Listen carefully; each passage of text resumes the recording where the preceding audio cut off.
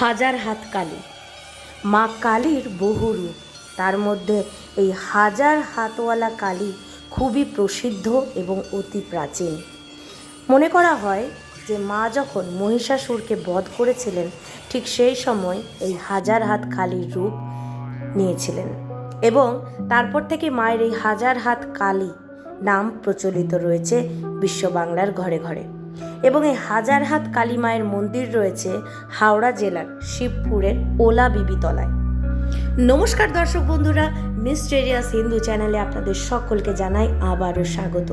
এবং নিত্যদিনের মতো আজকে চলে এসেছি অতীব প্রাচীন এক কালী মন্দির বা এক জাগ্রত কালী মায়ের সম্বন্ধে আলোচনা করতে।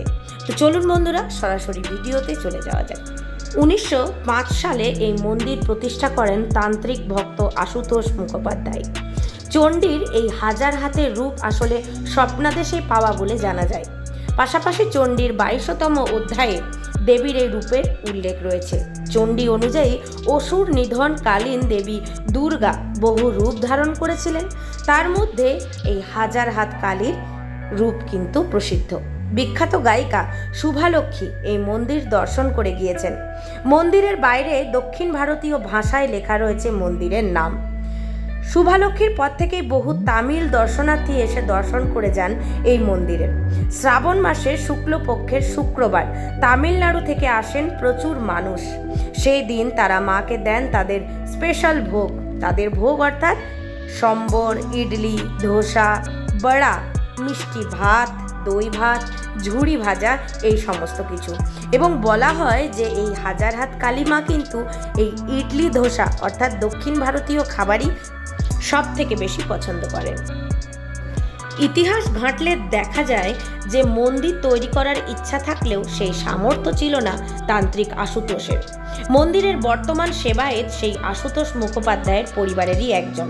বর্তমান সেবায়েত মনোজিৎ মুখোপাধ্যায় বলেন, সবই মায়ের ইচ্ছা। হঠাৎ করেই মায়ের মন্দির তৈরিতে আগ্রহী হয় জনৈক হালদার পরিবার। পাশাপাশি এগিয়ে আসে আরও বহু মানুষ। সবার ইচ্ছে মতোই তৈরি হয়ে যায় হাজার হাত কালী মায়ের এই মন্দির। দেবীর মন্দিরটি চাঁদনি শ্রেণীর। মন্দিরের উত্তর দেওয়ালের কিছু সামনে রূপলি কেশরযুক্ত হলুদ রঙের পা মুড়ে বসা সিংহের ওপর দেবীর বাম পদ। দক্ষিণ পদের অবস্থান এক মহাপদ্মের উপর। দেবী মূর্তি উচ্চতায় 12 ফুটের মতো। মূর্তির দেহ সংলগ্ন প্রমাণ মাপের বাম হাত আছে খড়গ এবং ডান হাতে আছে পঞ্চশূল। বিগ্রহের গাত্রবর্ণ সবুজ, পরনে লাল পাড়যুক্ত সাদা শাড়ি, দুই কাঁধে 2 সর্পফোনা এবং মাথায় পঞ্চকুশের মুকুট, তার কিছু ওপরে রাজ ও ছত্র। দেবীর হাতে বলয়, কানে কানপাশা এবং উন্নত নাসিকার নথ। ত্রিনয়নী প্রতিমার তেজপূর্ণ চোখের দিকে তাকালে কিন্তু গা একটু শিহরিতই হয় বটে। দেবীর মুখে লৌল জিহ্বা প্রলম্বিত নয়, তিনি প্রশান্ত। এখানেই ভয় কাটাতে পারবেন। হ্যাঁ, সাধারণত কালী মুখ ভয়ঙ্কর কালী দেখলে গা শিউরে ওঠে।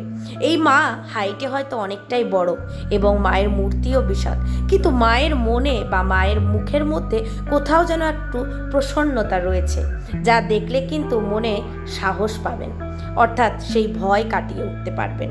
আর তাছাড়া সব থেকে বড় তো আমাদের সবার মা, পরম করুণাময়ী মা। এই মন্দিরে কোনো বলিদানের প্রথা প্রচলিত নেই, অর্থাৎ কোনো বলি কিন্তু এই মন্দিরে হয় না।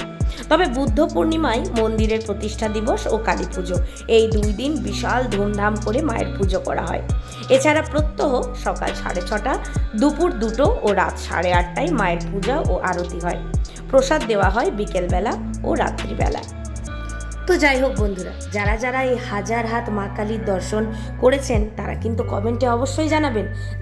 যারা যারা হাওড়ার নিবাসী তারা তো নিশ্চয়ই মায়ের দর্শন করেছেন, এবং যারা বাইরে থাকেন তারা হাওড়া জেলার শিবপুরের ওলা বিবিতলা থেকে একটু গেলেই যে কোনো কাউকে জিজ্ঞেস করেন যদি হাজার হাত কালী মায়ের মন্দির যাব, যে কেউ আপনাকে অনায়াসে মায়ের মন্দিরের সন্ধান দিতে পারবে।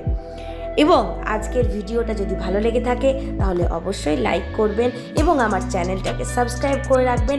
আরও অনেক প্রাচীন এবং না জানা মন্দিরের সন্ধান আপনাদের সামনে উপস্থাপনা করব এই চ্যানেলের মাধ্যমে। সকলে ভালো থাকবেন, সুস্থ থাকবেন। জয় মা তারা।